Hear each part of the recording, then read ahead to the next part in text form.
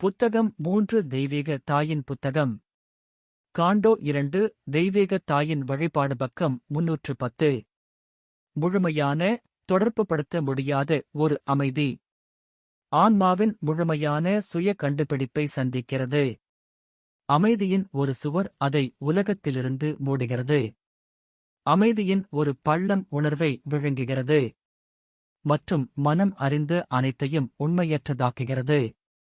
உழைக்கும் புலன்கள் இன்னும் நெய்ய விரும்பும் அனைத்தும் ஒரு உருவமற்ற யதார்த்தத்தை நீடிக்கிறது. சுயத்தின் பரந்த ஆன்மீக அமைதி இடத்தை ஆக்கிரமிக்கிறது. நினைத்து பார்க்க முடியாதது மட்டுமே எஞ்சியுள்ளது. பெயரற்றது மட்டுமே இடமும் நேரமும் இல்லாமல். வாழ்க்கையின் சுமை நிறைந்த தேவை ஒழிக்கப்பட்டது. சிந்தனை நம்மிடமிருந்து விழுகிறது. நாம் மகிழ்ச்சி மற்றும் துக்கத்திலிருந்து விடுபடுகிறோம். ஈகோ இறந்துவிட்டது.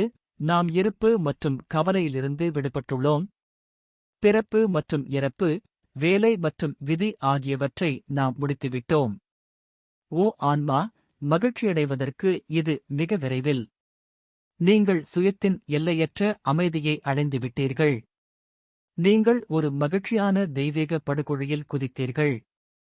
ஆனால் நீங்கள் சுயத்தின் பணியை மற்றும் சுயத்தின் சக்தியை எங்கே எறிந்தீர்கள்? நித்தியத்தின் பாதையில் எந்த இறந்த கரையில்? சுயமாகவும் உலகமாகவும் இருந்த ஒருவர் உங்களுக்குள் இருந்தார். நட்சத்திரங்களில் அவரது நோக்கத்திற்காக நீங்கள் என்ன செய்தீர்கள்? தப்பித்தல் வெற்றியையும் கிரீடத்தையும் கொண்டு வராது.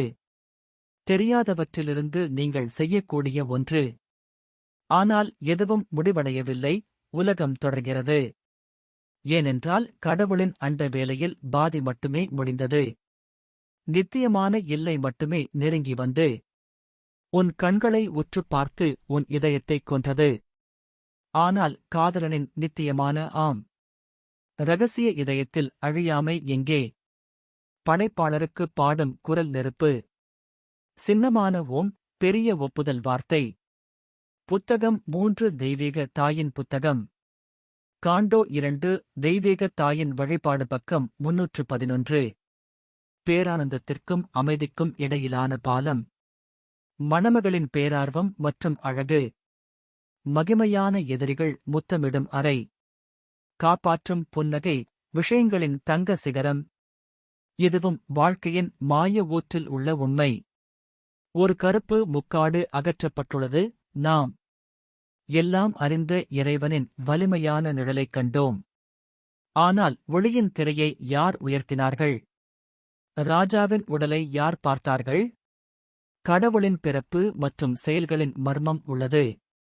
கடைசி அத்தியாயத்தின் முத்திரையை உடைக்காமல் விட்டுவிட்டு முடிக்கப்படாத நாடகத்தின் புதிரை தீர்க்கவில்லை. அண்ட வீரர் தனது முகமூடிக்குள் சிரிக்கிறார். இன்னும் கடைசி மீற முடியாத இரகசியம். ஒரு வடிவத்தின் மனித மகிமைக்குப் பின்னால், ஒரு பெயரின் தங்க ஈடோலனுக்குப் பின்னால் மறைக்கிறது. ஒரு பெரிய வெள்ளைக் கோடு ஒரு இலக்காக உருவெடுத்துள்ளது. ஆனால் விவரிக்க முடியாத சூரிய பாதைகளுக்கு அப்பால் எரிகிறது. மூலமும் முடிவும் ஒரு பரந்த வாயில், நித்தியத்திற்கு ஒரு கடைசி வெற்றுப்படை என்று தோன்றியது. காலமின்மையின் மீது ஒரு கண் திறந்துள்ளது. முடிவிலி அது கொடுத்த வடிவங்களை திரும்பப் பெறுகிறது. மேலும் கடவுளின் இருள் அல்லது அவரது நிர்வாண ஒளி மூலம் அவரது மில்லியன் கதிர்கள் சூரியனுக்குள் திரும்புகின்றன. உச்சத்தின் ஒரு பூஜ்ய அடையாளம் இருக்கிறது. இயற்கை நிர்வாணமாக இருந்து கடவுளை இன்னும் வெளிப்படுத்துகிறது. ஆனால் அதன் பிரம்மாண்டமான ஒன்றுமில்லாத தன்மையில் எல்லாம் இருக்கிறது.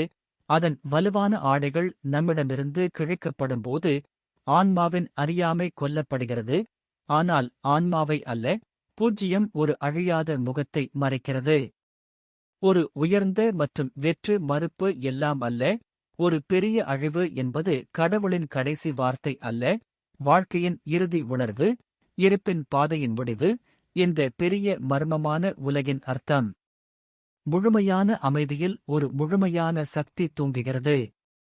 விழித்தெழுந்தால் அது டிரான்ஸ்பிணைக்கப்பட்ட ஆன்மாவை எழுப்ப முடியும்.